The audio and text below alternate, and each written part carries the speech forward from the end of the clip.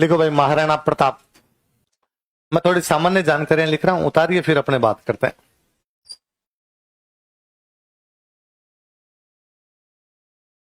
उतार लिया? बताओ महाराणा प्रताप ने कब से कब राज किया, कितने साल? 25। कितने साल?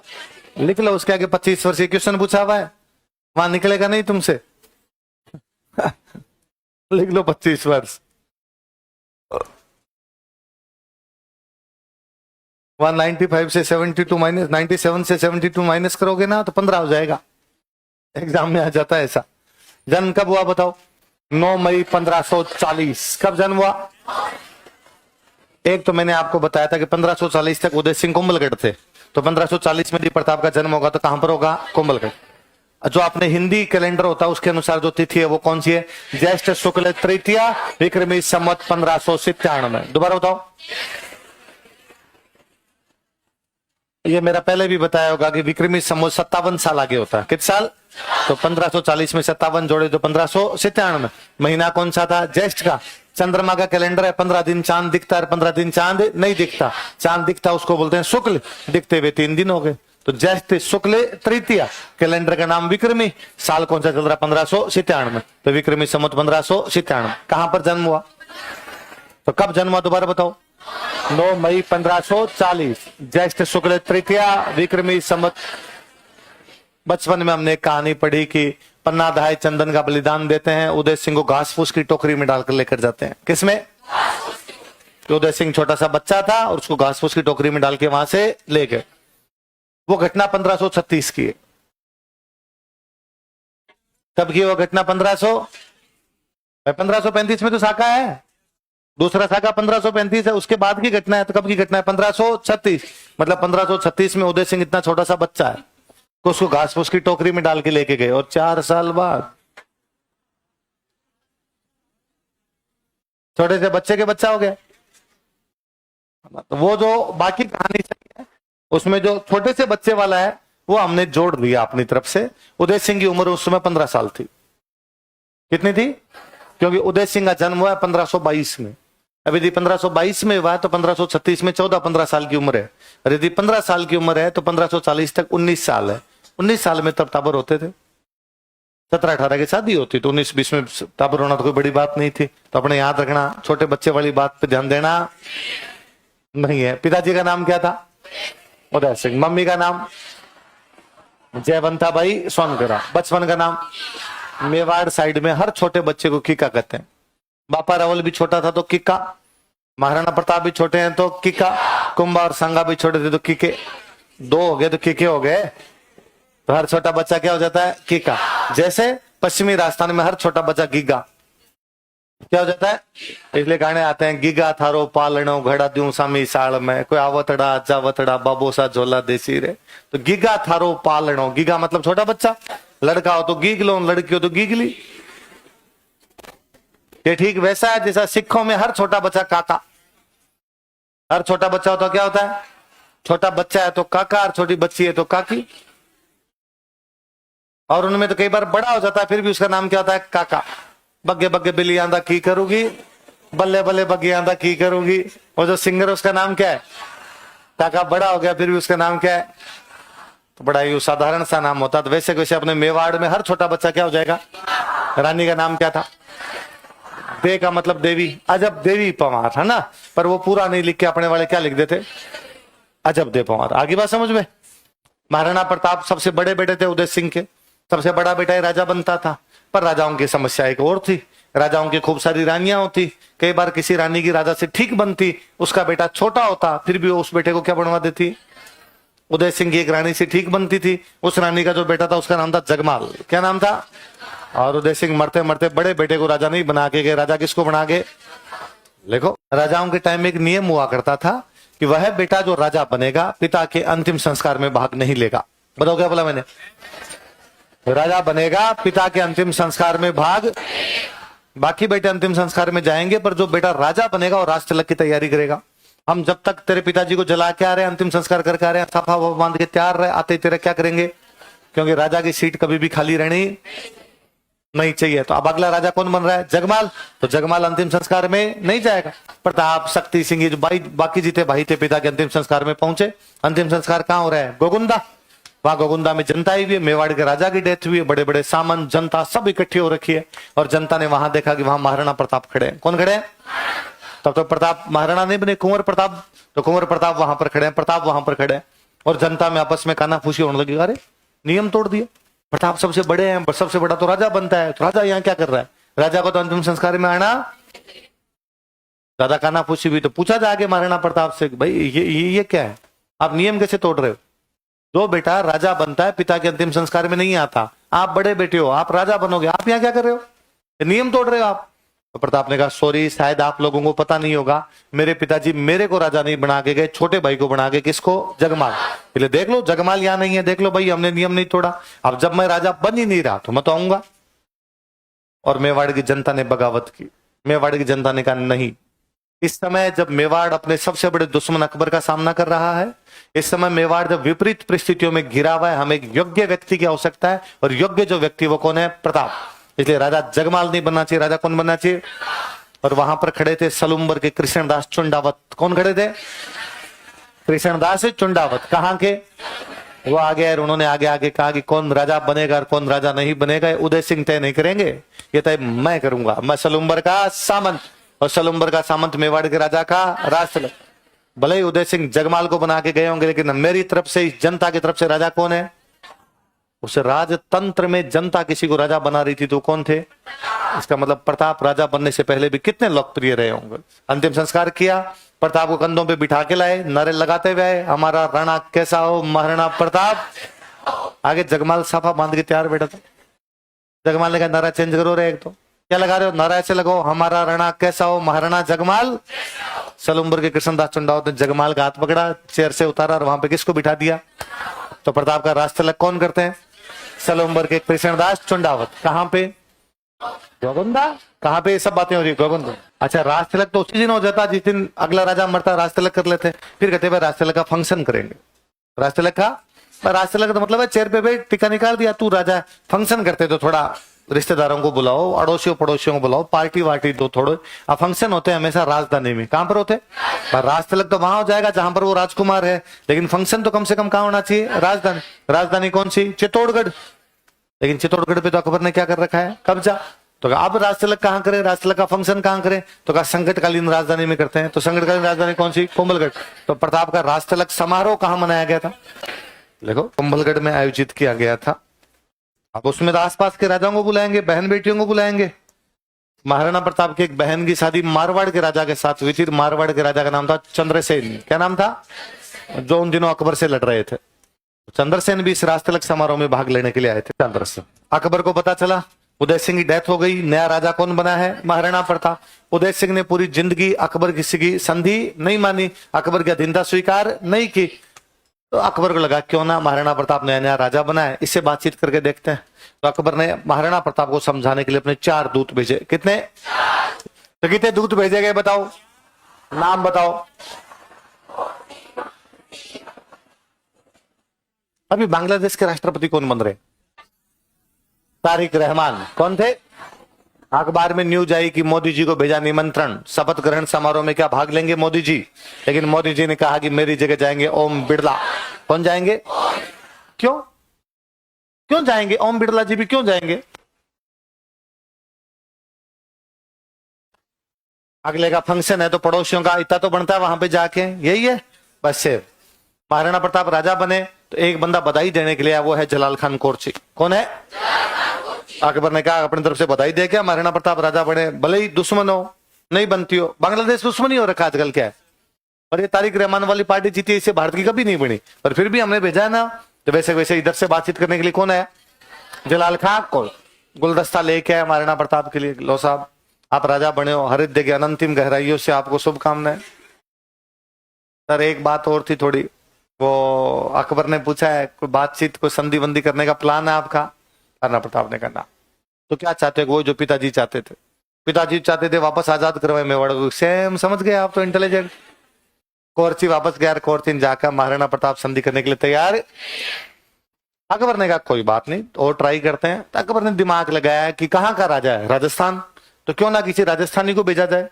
यंग लड़का राजा बना है, क्यों ना किसी यंग लड़के को भेजा जाए। और उसके दरबार में आमेर के राजकुमार है मानसिंह। आमेर के राजकुमार कौन है? उसने मानसिंह को कहा कि मानसिंह तुम जाओ और तुम जाके बात करो। ठीक है, तो दूसरे नंबर पे बातचीत करने के लिए कौन है? कौन है मानसिंह? आमेर के राजकुमार। प्रताप को पता चला कि अकबर की तरफ से बातचीत करने के लिए आमेर के राजकुमार। प्रताप ने कहा अपने राजकुमार को भेज दो, राजकुमार बात कर लेंगे, यही प्रोटोकॉल है। रूस का रक्षा मंत्री है, हमारा रक्षा मंत्री मिल ले। इटली का विदेश मंत्री है, हमारे विदेश मंत्री मिल ले। इंग्लैंड के वाणिज्य मंत्री है तो हमारे वाणिज्य मंत्री, यही तो प्रोटोकॉल कहता है। तो उधर का राजकुमार है तो अपना भी कौन मिलेगा? राजकुमार। प्रताप के राजकुमार का नाम है अमर सिंह। क्या नाम है? अमर सिंह थोड़ा बदमाश टाइप का आदमी। होता क्या है कि मेहमान तो आता है लेट और जो होस्ट होता है वो जाता है जल्दी। या मेहमान तो है मान सिंह, तो मान सिंह तो आया जल्दी, होस्ट अमर सिंह है, अमर सिंह गया लेट। शाम को खाने का प्रोग्राम था, अमर सिंह जाते एक तो मान सिंह ने ये पूछा, भाई मान सिंह को लगा महाराणा प्रताप खुद आएगा बातचीत करने के लिए, लेकिन यहाँ बातचीत करने के लिए कौन पहुंचे? पूछा तुम्हारे पापा का है? पापा सर दर्द हो रहा है, पापा का सर दर्द, पेट दर्द, सर दर्द, बीमार है थोड़े पापा। हम मान सिंह को गुस्सा आया, मान सिंह ने डिनर विनर उछाल दिया वहां पे। उन्होंने कहा तुम्हारे पापा को जाकर कह देना सर दर्द पेट दर्द सारे ठीक कर दूंगा। लोग मान सिंह कच्छा हुआ कहते हैं मेरे को, और पैर पीटता हुआ वहां से निकला। अमर सिंह ने वापस कहा अंकल वो एक बात सुनो थोड़ी, वो पेट दर्द सिर दर्द ठीक करने जब आप आओ ना तो अकेले मत आना, अकबर को साथ लेके आना, तुम दोनों का हम मिटाएंगे इस बार सर दर्द।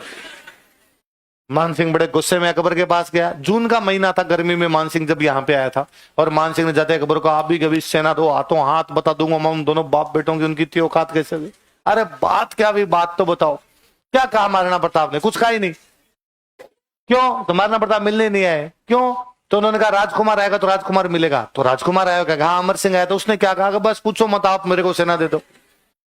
तो प्रताप खुद क्यों नहीं आए? तो उन्होंने कहा राजकुमार आएगा तो राजकुमार मिलेगा, राजा आएगा तो राजा मिलेगा। अकबर ने कहा बात तो सही है। अकबर ने मान सिंह के पिताजी की तरफ देखा। आमेर के राजा कौन थे? भगुनदास जी। भगुनदास जी ने सामान पे कर रात को 9 बजे गाड़ी है, मैं जा रहा हूं। अकबर ने अपने साथियों को कहा कि मान सिंह को साइड में ले जाके थोड़ी माउंटेन ड्यू पिलाओ, गर्मी पड़ रही है।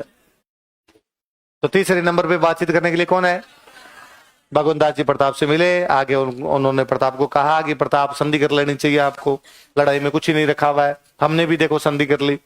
महाराणा प्रताप ने कहा भगुनदास जी आज के 50 साल पहले मेरे दादाजी अकबर के दादाजी से खानवा के मैदान में लड़े थे, बाबर सांगा की लड़ाई हुई, और उसमें आपके दादाजी पृथ्वीराज मेवाड़ के झंडे के नीचे लड़े, मेरे दादाजी सांगा के साथ में लड़े, क्योंकि तब हम शक्तिशाली थे, पूरा राजस्थान हमारे झंडे के नीचे था।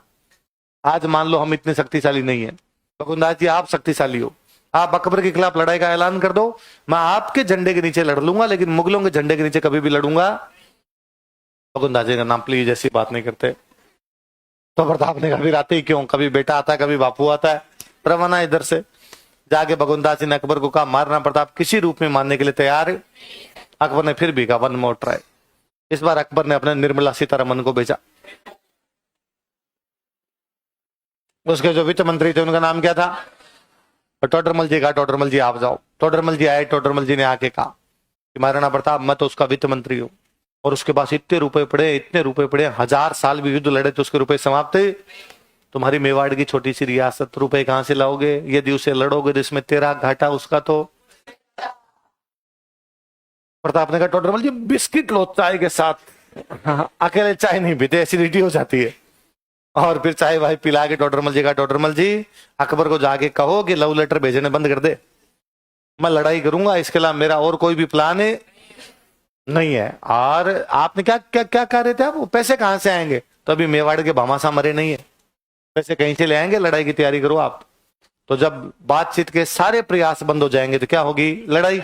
इस बार वो लड़ाई भी जिसे आप 3rd क्लास से पढ़ते आए, हल्दी घाटी गाई। बताओ देखिए किस किस के बीच युद्ध हो रहा है? प्रताप और अकबर। अकबर खुद आया ही नहीं था, अकबर अजमेर तक आया था। कहां तक आया था? अजमेर पर आने के बाद उसने मान सिंह को कहा था कि जा सिमरन, मैंने लिखवाया था आपको, हल्दी घाटी युद्ध की अंतिम योजना अकबर के किले में अजमेर में बनाई गई थी, बताया था मैंने। यहां से मान सिंह को रवाना किया था। मान सिंह को पहली बार किसी युद्ध में सेनापति बनाया गया, युद्ध कौन सा? इससे पहले मान सिंह किसी भी युद्ध में स्वतंत्र सेनापति, लिखो ब्रैकेट में, पहली बार स्वतंत्र सेनापति। और मान सिंह के साथ में एक और आदमी भेज दिया, वो कौन है? आसफ खान। अकबर खुद इस युद्ध में नहीं आया था। प्रताप खुद युद्ध के मैदान में, प्रताप के हरावल में सलुम्बर वाले लड़ेंगे, तो सलुम्बर के कौन आए थे?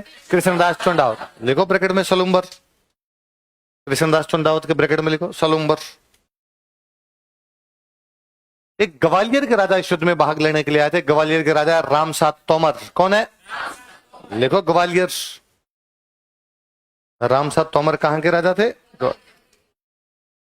अफगानों की और मुगलों की आपस में बनती नहीं थी, क्योंकि मुगल बाबर था। बाबर जब भारत में आया था, भारत में राज अफगानों का था। इब्राहिम लोदी को मार के राजा बनता है, इसलिए अफगान हमेशा मुगलों से नाराज रहते थे।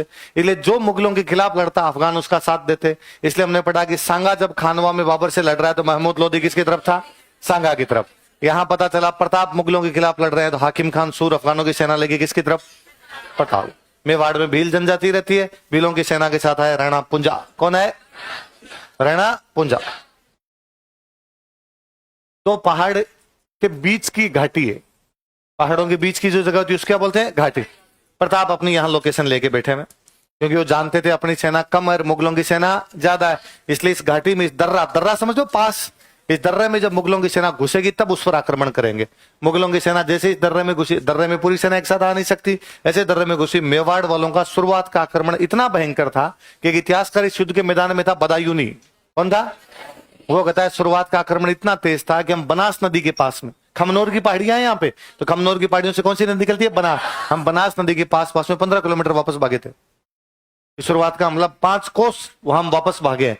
तो मुगल जब भागे यहां से, दर्रे को क्रॉस किया, वापस भागे, तो मेवाड़ वालों ने पीछा किया तो बाद में दर्रा क्रॉस हो गया तो यहां पर आ गया मैदान। क्या गया? इसको बोलते हैं बादशाह बाग का मैदान। क्या बोलते हैं? तो पहले लड़ाई घाटी में होती है, घाटी कौन सी? हल्दी घाटी। बाद में मैदान में होती है, मैदान कौन सा? बादशाह बाग का मैदान। कहते मुगलों की सेना जब भाग रही थी तब मुगलों का एक फौजी था, उसका नाम था मिहत्तर खां। क्या नाम था? उसको बेचारे को बड़ा बुरा लगा, अरे यार भाग रहे हैं अपने वाले तो, और उसने पीछे से हल्ला मचाना शुरू किया, अरे भागो मत, अकबर अजमेर से खुद आ रहा है, अकबर अजमेर से खुद आ रहा है। तो सेना थोड़ी रुकी 2 कारणों से। एक तो अकबर खुद आ रहा है तो मतलब सेना और आ रही है, तो अपनी सेना ज्यादा हो जाएगी तो अपने महाराणा प्रताप से ढंग से लड़ लेंगे। दूसरा ये अकबर खुद आया और उसको पता चला कौन कौन भागे थे, उल्टा लटकाएगा ना वो बाद में, तो सेना लड़ती है। तो ये झूठ बोलता है अकबर आया इस युद्ध में नहीं था, पर किसने झूठी अफवाह फैलाई कि अकबर आ रहा है। अच्छा, जब मैदान में आमने सामने की लड़ाई होने लगी तो महाराणा प्रताप ने देखा कि मानसिंह हाथी पे बैठ के लड़ रहा है। मानसिंह के हाथी का नाम था मर्दाना। क्या नाम था? प्रताप का गुस्सा इस बात पर था कि भाई मानसिंह कभी तो समझाने आ जाता है, कभी इसके पापा समझाने आ जाते हैं, अब लड़ने के लिए आ गए। असफ खान लड़ने के लिए समझ में आती है, पर मानसिंह क्यों आ गया? इसकी मेरी क्या लड़ाई है? मेरी लड़ाई मुगलों के साथ में। तो कहते हैं प्रताप ने अपना घोड़ा मानसिंह के हाथी की तरफ दौड़ाया। प्रताप के घोड़े का नाम? तो चेतक को कौन से हाथी की तरफ? मर्दाना। अच्छा, मानसिंह मुख्य सेनापति है तो अकेला नहीं खड़ा होगा, उसके आसपास में सिक्योरिटी होगी। महाराणा प्रताप उस सिक्योरिटी को मारते काटते एकदम हाथी के पास पहुंचते हैं, तो उस हाथी के ठीक आगे मानसिंह का बॉडीगार्ड खड़ा, उसका नाम था बहलोल खान। क्या नाम था? डाकी टाइप का आदमी घोड़े पर आगे खड़ा था। भाई मानसिंह के पास जो पहुंचेगा उसको पहले किसको क्रॉस करना पड़ेगा, और बहलोल खान किसी को क्रॉस करने नहीं दे रहा था वहां पे। कहते महाराणा प्रताप अपना चेतक दौड़ाते हुए ला रहे हैं, उनके एक हाथ में चेतक की लगाम है, लगाम समझ गए, रस्सी पकड़ रही, एक हाथ में उनके तलवार है। बहलोल खान के चलते घोड़े से तलवार मारी है, बहलोल खान को बीच में से कटा है। 2 टुकड़े हुए थे बहलोल खान के कि जरासंध बहलोल के वध में यह व्यतिरेक, भीम कियो 2 भुज न थे पातल ने कर एक। या तो महाभारत में भीम ने जरासंध को दोनों टांगे पकड़ के बीच में से चीर दिया था, या महाराणा प्रताप ने बहलोल खान को बीच में से चीर दिया था। पर यहाँ एक अंतर है, भीम ने जब जरासंध को चीरा तब हाथ दोनों लगाए थे, महाराणा प्रताप को तो हाथ ही एक यूज आया। तो बहलोल खान को मारने के बाद तो अब सीधा चेतक के सामने सीधा हाथी खड़ा था। चेतक समझदार घोड़ा था, हाथी ऊंचा होता है, घोड़ा नीचे होता है, तो आप कैसे मारोगे हाथी पे बैठे आदमी को? चेतक ने अपने अगले दोनों पैर हाथी की सूंड पे लगा दी, हाथी की सूंड पे टिका देता पैर। अब हाथी की सूंड पे टिका तो प्रताप ऊपर होंगे, तो प्रताप ने अपना भाला मारा था मानसिंह पे। मानसिंह हाथी पे जो बैठने की जगह होती है उसको बोलते हैं होदा। क्या बोलते हैं? उसमें नीचे होता है, तब भाला ऊपर से निकलता है, यदि थोड़ा सा चूक जाए तो मानसिंह काम आ जाए वहीं पर। पर मानसिंह बड़ा समझदार सेनापति। मानसिंह ने अपने हाथी की सूंड में एक चाकू लगा रखा था। चेतक जब आप पैर वापस उतार रहा था तब उसके अगले खुर कट गए। खुर समझ गए ना, आगे जो खुर थे वो दोनों कट गए। मतलब आप नाखून होते हैं, नाखून अपने नाखून थोड़ा सा एक्स्ट्रा कट जाए तो जब खाना खाते हैं ना तब उस अंगुली को साइड में रखते हैं, ऐसे ऐसे खाते हैं। चेतक के खुर कट, तब चेतक से चला नहीं जाए बेचारे से, मारना पड़ता। वो लगा रही इतनी देर तो घोड़ा बड़ा तेज सरपट दौड़ रहा था, अब तो इसे चला ही नहीं जा रहा। उनका ध्यान गया, गहरे खुर कट गए, तो वो अपने घोड़े को बचाने के लिए मैदान से बाहर आते हैं। मेवाड़ में रिवाज था कि राजा किसी भी वजह से मैदान से बाहर जाए, कोई ना कोई झाला जो होगा वो युद्ध को लीड करेगा। सादड़ी का झाला, इस झाला जा पड़ा हमने। इस बार जो झाला था उनका नाम था झाला मान। क्या नाम था? या उनका एक नाम और है झाला बिद्दा। क्या क्या नाम बताओ देखे? लिखो। चेतक के घायल होने के कारण प्रताप को युद्ध भूमि से बाहर जाना पड़ा, अतः झालामान ने युद्ध का नेतृत्व किया। ब्रैकेट में बिद्दा लिखना। सो झालामान लेड बैटल, अतः झालामान ने युद्ध का नेतृत्व किया। मान सिंह को जल्दी समझ में आ गया कि पार पड़ेगी नहीं। मान सिंह अपनी सेना को पीछे हटा लेता, गोगुंदा चले जाते। कहां चले जाते हैं? बदायूं नहीं लिखता, बदायूं युद्ध में खुद था। बदायूं लिखता हम गोगुंदा चले तो गए थे, लेकिन फिर भी हम भयभीत थे। हमें लगा महाराणा प्रताप रात को अटैक करेगा, इसलिए रात को हमने चारों तरफ दीवार चुन ली थी, ईंटें पत्थर लगा लिए थे ताकि रात को कोई अटैक ही नहीं हो। फिर वो कहता है गोगुंदा में चारों तरफ से हमें घेर लिया गया, हमारी रसद काट दी गई थी। रसद समझ गए? सप्लाई, जो आटा अनाज जो आएंगे, दाल आएगी, कहीं पे सब्जियां आएगी, वो सारी सप्लाई क्या कर दी? कट कर दी। हम बड़ी मुश्किल से बाद में वहां से निकले थे। हम जब अकबर के पास गए, मानसिंह आसफ खान जब अकबर के पास गए वापस, अकबर ने जाते पूछा, हाँ भाई पकड़ लाए महाराणा प्रताप को? उनका सॉरी सर। मार दिया? Sorry sir. हरा दिया? Sorry sir. उसने संधि कर ली? Sorry sir. अकबर ने क्या सोच के आए थे कि सरदार खुश होगा, इनाम देगा? और उसने मानसिंह आसफ खान का, आज के बाद दोनों मेरे दरबार में दिखे ना, देख लेना टांगे तोड़ूंगा दोनों। तो मानसिंह आसफ खान जब ऐसा पल होकर लौटे तो अकबर ने उन दोनों का दरबारी मेणा क्या करवा दिया? बंद।